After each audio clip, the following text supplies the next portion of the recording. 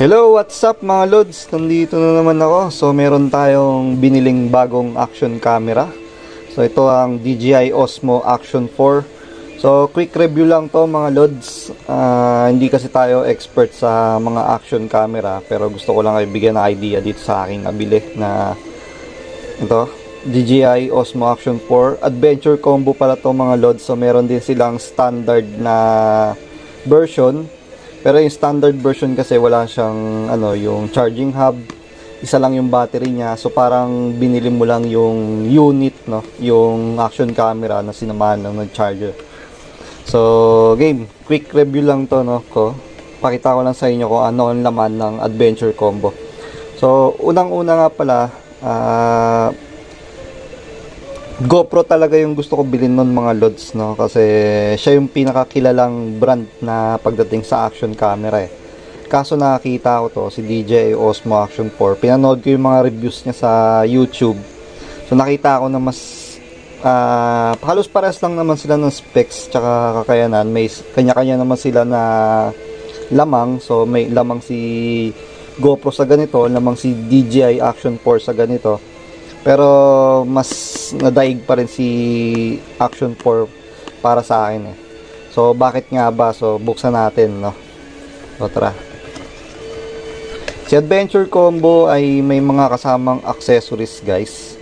So punta muna tayo sa unit sa action camera.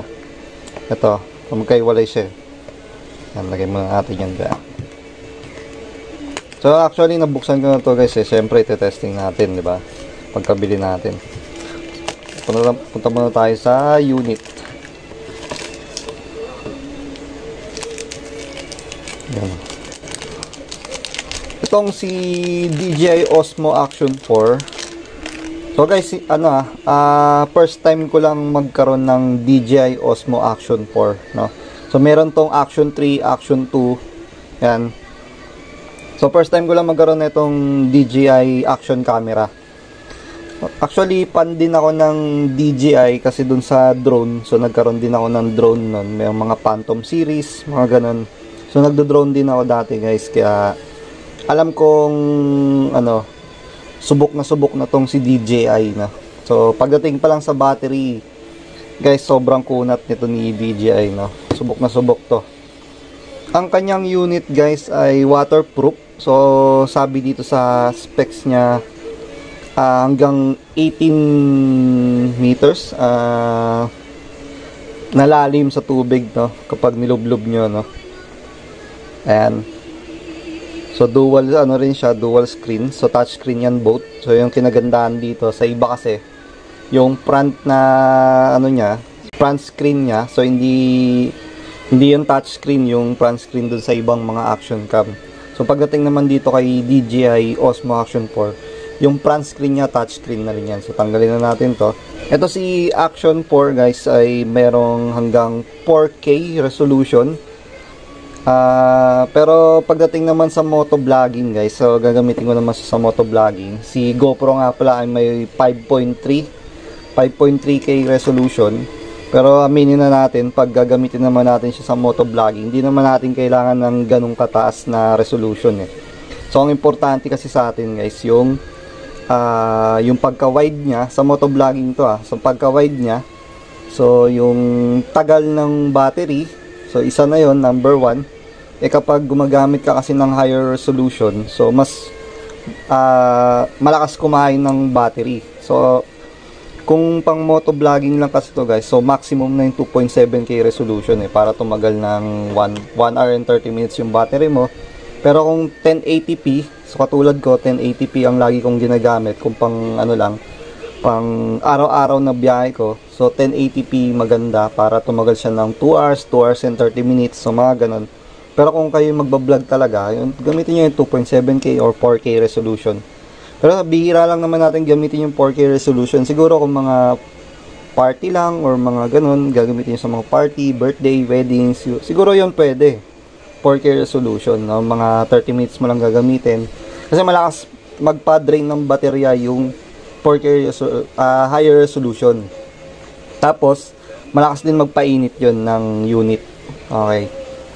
So, tingnan natin yung kanyang ano, meron siyang shutter button dito sa taas, power button, at nandito naman sa gilid yung kanyang lagayan ng battery. So sa iba kasi sa ilalim, di ba? Ayan. So sa lagayan ng battery, nandun din kasama yung lagayan ng memory card. So next, so dito sa kabila, meron tayo ditong USB port. Ang kanyang USB port ay Type-C. Ayan, nakikita nyo, Type-C. Tapos, nandito yung kanyang magnetic mount. Ayan. Ito rin ang lamang ni Action 4, guys, kung bakit ito yung napili ko. Si GoPro kasi wala pa siyang magnetic mount, no? Ito kasi si Action 4, meron na siyang magnetic mount. So, yun yung unang lamang ni Action 4 kay GoPro para sa akin, yung kanyang mounting. So, napakabilis ng mounting nito, guys. Tsaka, safe na safe yung magnetic mount niyan kasi meron siyang clip na pag dinikit mo, kiklip siya ng ganun. So, hindi ka na makangamba kahit magnetic lang yan. So, next is yung kanyang gaan.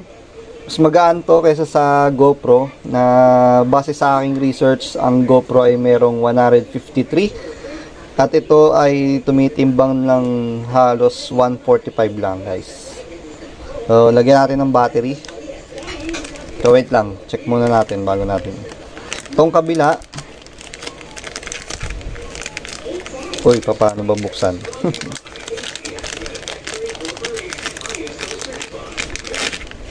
Okay. So, next, ang laman na itong kabila ay ang kanyang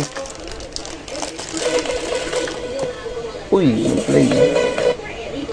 Sa kabila, ang laman ay protection case.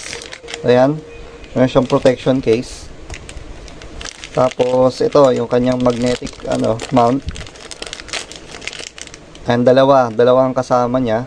So, meron siyang long, tsaka mini. Yung short. Tingnan nyo yung haba, Ayan, ito yung long, ito yung mini maikli. So, mini na lang kayo dyan kung anong gusto nyo gamitin. Next is yung kanyang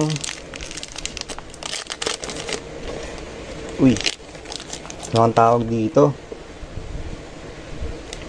Kanyang locking screw. Sorry. So, dalawa syempre ang kasama ng niya.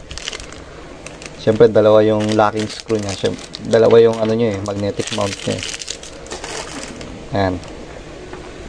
So, ito yung protection case niya. Kapag nyo to, gagamitin nyo. Pag ilalagay nyo yung unit, so, i-clip nyo muna to. Ayan. Tapos, i-shoot nyo na yung tawag dito, yung unit. So, tingnan nyo Pagdating sa lock, i-lock nyo lang to. Yan, okay na. Ngayon, kung gusto nyo nung naka-portrait yung mounting nyo, so meron dito yan sa kanyang protection case. Ayan, meron siyang mounting dito. Nilalagay nyo lang. Ayan, so ganun kabilis. Ayan, magkiklip lang siya. Ganun kabilis yung paglagay. Ayan, diba? Yan, kung gusto nyo naman ng ng landscape, ito. Ayan, okay na kaagad, 'di ba? Ayan So, napakabilis. Ito yung advantage ni Action 4, ni Osmo Action 4 pagdating sa mounting. So, si DJI kasi wala pa siyang, si GoPro kasi, si Hero 12. I think Hero 12 yung pinaka-latest nila ngayon. So, yung mounting system niya kasi, di-screw pa lang, yung talagang i-screw mo lang ng ganun, kakabit mo kay GoPro, screw pa rin. So, napaka-hassle. Ito kasi, naka-attach na to dun sa helmet mo, sa chin mount, or dun sa stick mo. Tapos, i-attach mo lang didikit mo lang si unit, di ba? Ayan, tapos na kaagad. So, napakabilis lang, Hindi siya hassle, So, sana gawan din ng paraan ni DJI, ni GoPro yung mounting system niya, So, baka mapag-iwanan si GoPro nun. Ayan. So, tara, buksan natin. Kabila. So, grabe, ang dikit ng magnet. So, check naman natin tong kabila. So, dito sa kabilang box, meron siyang ano to, yung sa mount, ano nata to, yung adhesive na pang mount. USB cord, Type C to Type C. So, pwede to gamitin pang OTG. So, ito yung kinagandahan din pag maglilipat ka na ng files mo. Saksak mo lang to kay unit, tapos saksak mo na diretso sa cellphone mo, makapag-transfer ka na kagad. So, ang bilis. So, next, itong kanyang charging hub. Ito, kasama lang to sa Adventure Combo. Pag bumili kayo ng standard na version nito, wala siyang kasamang ganito. So, ito yung charging hub niya. So, pang tatluan kagad. Ito pala si Adventure Combo. Meron kagad to kasama na 3 battery. Ayan. Andito siya nakasaksak. Ngayon, pag inopen mo kagad yung case niyan, iilaw kagad yan. Magbibigay sa'yo ng indicator kung ilang level na lang yung baterya mo. So, pag orange, nasa 50% na lang yan. Sabihin natin 50% to 30%. Pag green, nasa 80 to 100% pa yung laman yan. Kapag yan nag-red, 20% pababa na lang yung battery mo. Okay. Pag kinuha mo yan, syempre, matatanggal yung ilaw. Diba? Ayan. Ang isang battery nito, kung hindi ako nagkakamali, meron siyang 1,770 mAh. So, napakakunat nito, guys. Susubok na kasi si DJI sa mga makukunat na battery. Sa drone pa lang yan, talagang subok mo na yung mga baterya niyan.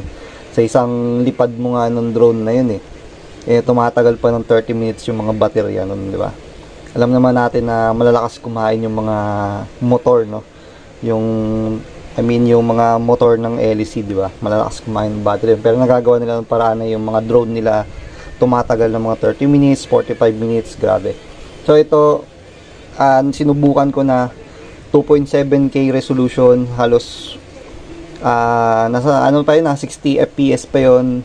At tumagal siya ng 1 oras at 1 hour and 45 minutes, mga ganon. Then kung gagamitin nyo yung 1080p kahit 60 fps, tatagal siya ng halos 2 hours and 30 minutes. Grabe, napakakunat ng battery nito. O nga pala, para maalagaan nyo yung battery nito, wag nyong i-stack o yung sabihin natin hindi nyo gagamitin ng matagal na nasa 100% or 10% pababa. So, lolobo to, guys. Dapat kung i-stack nyo yung battery nyo, kung di nyo gagamitin ng matagal, dapat ito ay nasa 50% yung level ng battery nyo. 40 to 50%. Ayan. Okay, pinutin nyo lang kung gusto nyo malaman. Ayan. Diba? So, yun yung kinagandahan dito sa Adventure Combo. Meron siyang ganito. Hindi ko lang sure kung parang power bank din siya. Sabi kasi nung iba parang power bank din. Pwede ka mag-charge, pero ako I think hindi. So, pag ilalagay nyo itong battery, syempre, kailangan tanggalin nyo muna tong protective case nya kasi hindi natin malalagay, nasa gilid. Ayan.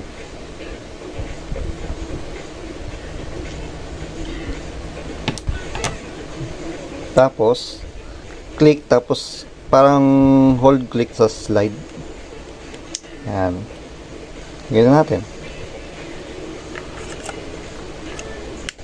So, isang lamang ni DJI Osmo Action 4. So, base rin sa aking research, mas mabilis yung booting niya, no? Yung pagbukas niya mas mabilis kesa dun sa ibang GoPro.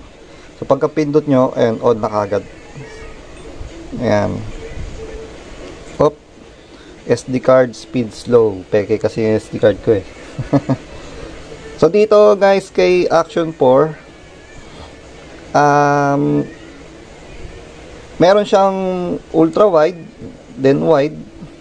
Yan yung kanyang ultra wide, wide, standard. Pero ang ginagamit ko talaga is ultra wide pag ako'y magmomotor or gagamitin ko siya sa motovlogging na. Tapos next, sa settings, siguro hindi ako makapagbigay sa inyo ng magandang settings kasi hindi ako expert dito pagdating sa action camera.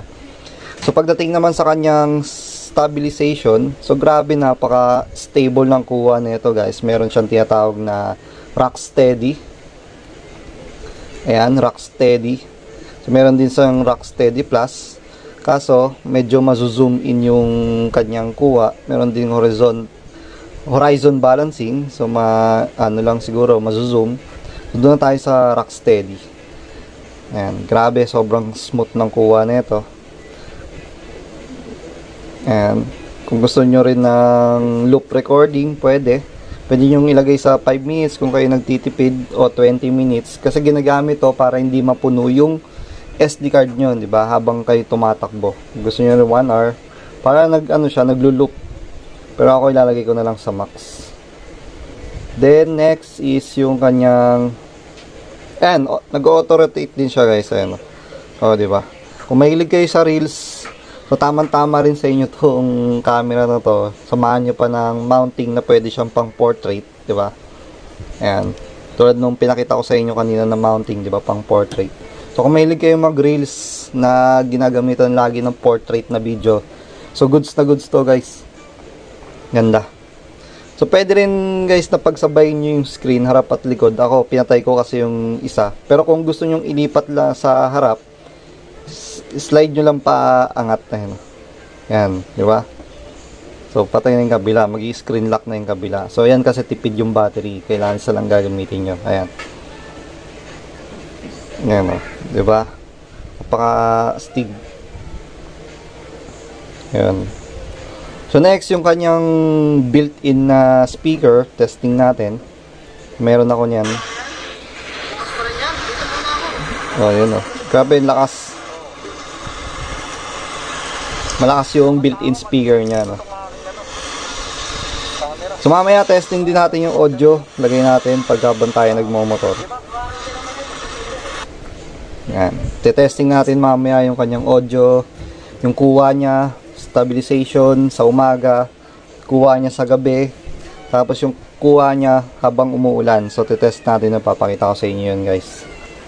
So yan si DJI Osmo Action 4. So meron pa tayong hindi na kukuha sa ating box. Ito yung kanyang extender stick. So meron din kasama tong stick. Ibang tawag talaga rito, extension rod. So maabot to ng 1.5 meters itong kanyang extension rod. So maganda rin. Yan, lagay natin tong isa.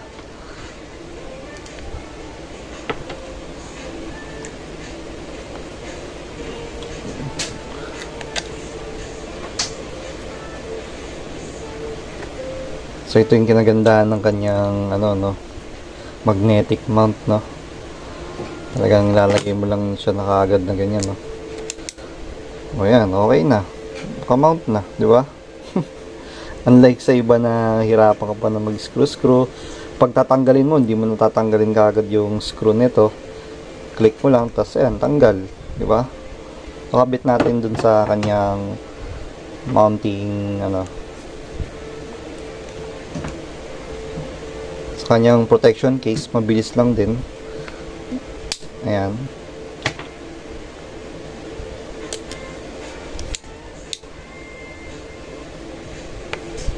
So yun, okay na kaagad. So ito up to 1.5 meters to, hindi ko na ipapakita, no. So ang ganda, diba? Kung gusto niyo yung portrait, mabilis lang natin magagawa ng portrait yan. So make sure lang na narinig niyo nag-clip yung kanyang ayan, okay na, diba? So ang bilis niya na, ang bilis niyang ma-mount, no. Yung isa sa number 1 kung bakit napili ko tong DJI Osmo, hindi lang sa mounting, hindi lang sa hardware, pati sa software, niya, mas maganda para sa akin. Kasi unang-una, number 1 yung booting niya, no, bilis, diba? Tsaka yung connectivity niya sa cellphone, napakabilis, napakaganda ng kuha, real time talaga. Ayan. Okay, hindi ko napapakita sa inyo sa settings. Sa settings niya kasi ang ginagamit ko lang naman talaga, naka-auto ko sa lahat. So, bahala na kayo kung gusto niyo mag-manual, lalo na sa mga auto light, auto lighting, mga ganon. Sa exposure, naka-auto lang yung akin. Pero ang ganda ng niya, no, ng low light niya. So para sa akin mas lamang si DJI kaysa doon sa GoPro, base rin sa mga na-research ko sa YouTube. Maganda yung daylight na niya, yung low light niya. Maganda. Okay. Tsaka yung sa sensor niya, no, parang mas okay sa akin. Kahit na mas lamang pa si GoPro. Ayan. Wala kasing noise. So, hindi ko kasi pagkumpara, wala tayong GoPro guys. Pero sa mga nasa-search natin sa YouTube, so parang may maraming issue kasi si GoPro na hindi pa niya nasa-solve. Number one is yung issue ni GoPro ngayon, ewan ko kung na-solve na nila yon, yung overheating issue. So, syempre kung gagamitin mo to sa motovlogging, tuloy-tuloy kasi yung paggamit niyan eh. Tapos, hindi natin maiiwasan na kapag nakamotor ka, yung araw direkta sa'yo eh. So, direkta sa unit mo yung araw eh. So, mahirap yun kapag may overheating issues yung action camera mo. So, ito, sa paggamit ko ng mga ilang araw, so wala naman, hindi naman siya nag-overheat. Hindi naman siya yung sobrang init. So, binyahe ko na to ng mga ilang oras. So, wala.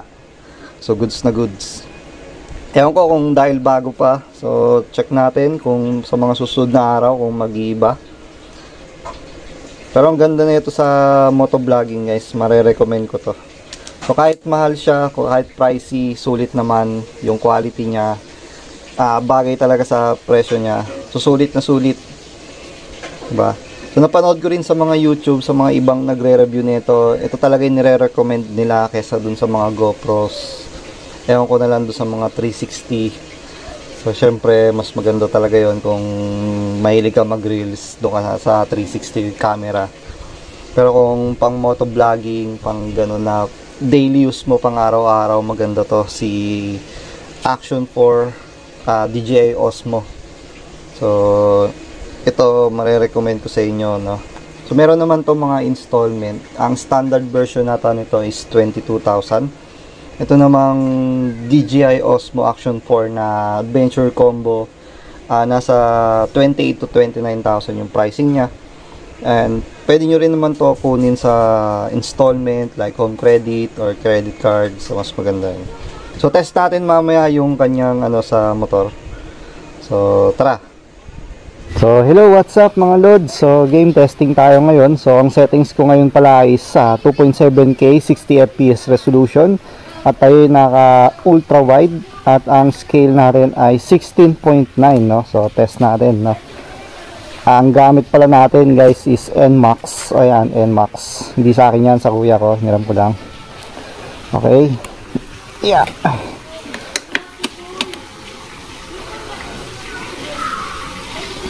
So, itong nakukuha niya sa camera. Ayan. Ako ay naka straight body position. At mahaba kasi ang body ko, kaya medyo angat yung camera, no? Game test.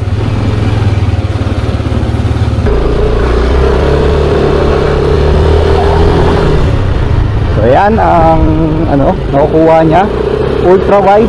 At tayo ay naka-on yung stabilizer natin. This is yung Rocksteady stabilization.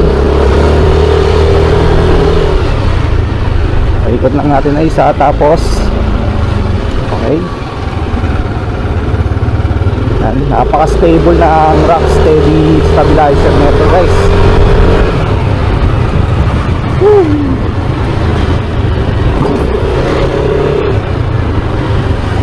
Oh, excuse me kids.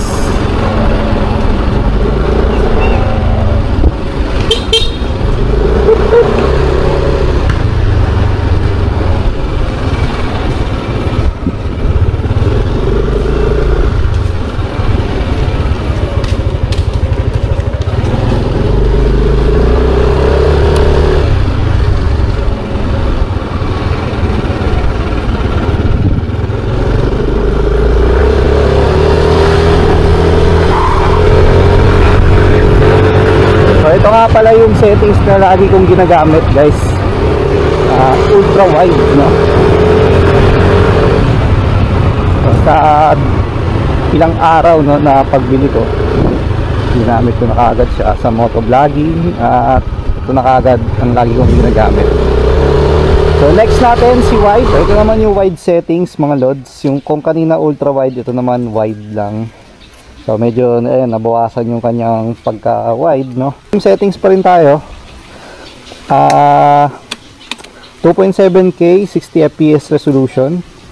So same pa rin at naka-on na natin rock steady. At 16:9 pa rin ang scale niya. So ayan. So ikot lang ulit tayo isang beses.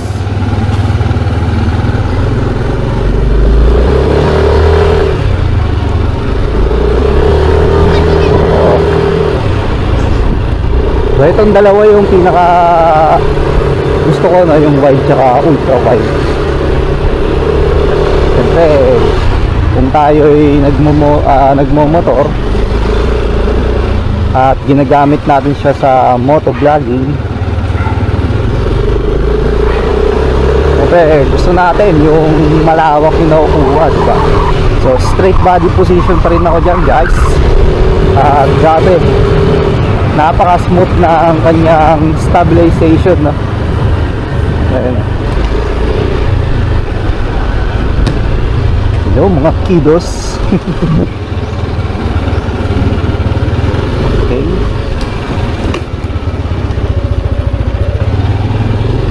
Doon ang kuha niya. Alright.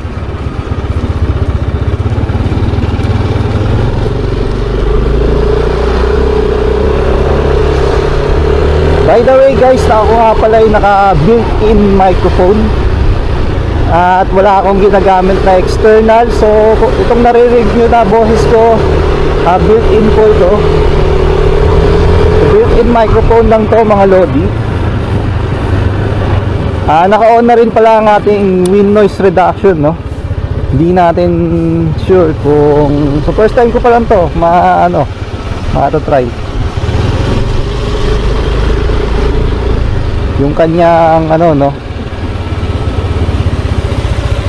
yeah, one way kasi ito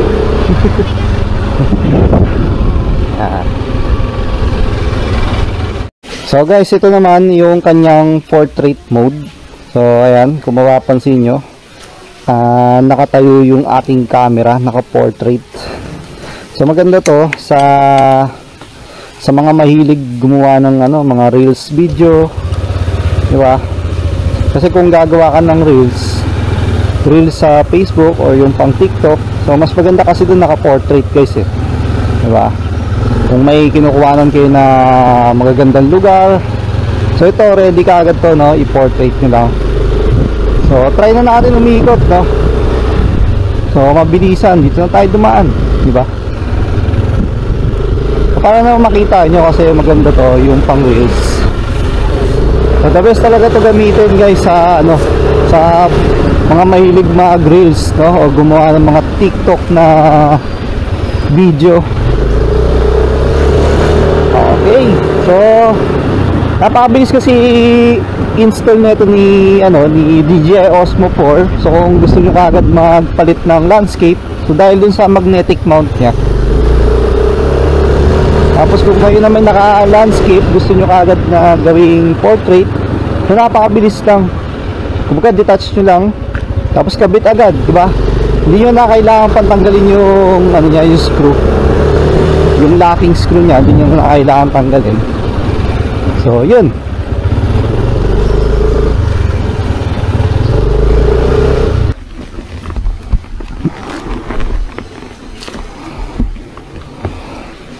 So yun lang mga lods. So sana nagustuhan nyo tong video. Marerecommend ko talaga sa inyo tong action camera na to, kung katulad ko na yung paggamit niya sa action cam ay pang motovlogging, no? O sa pang araw-araw na biyahe. So maganda to. So kung papipiliin talaga ako, kung si GoPro 12 o ito, talagang DJI Osmo Action 4 talaga ako. Though nabili na nga talaga ako, so nandun na ako sa shop nun diba? GoPro talaga yung bibiliin ko, pero wala nagandahan din talaga ako dun sa Action 4, kaya ito na yung binili ko. So goods na goods to para sa akin, 10 out of 10. So kayo ba, ano mas gusto nyo? GoPro ba, or sabihin nyo na sa comment section kung ano yung mga magaganda pang klase ng camera dyan. So ano para sa inyo. So shoutout na rin sa mga team GoPro, shoutout sa mga team 360, shoutout din sa mga team DJI. So, bye-bye. Peace.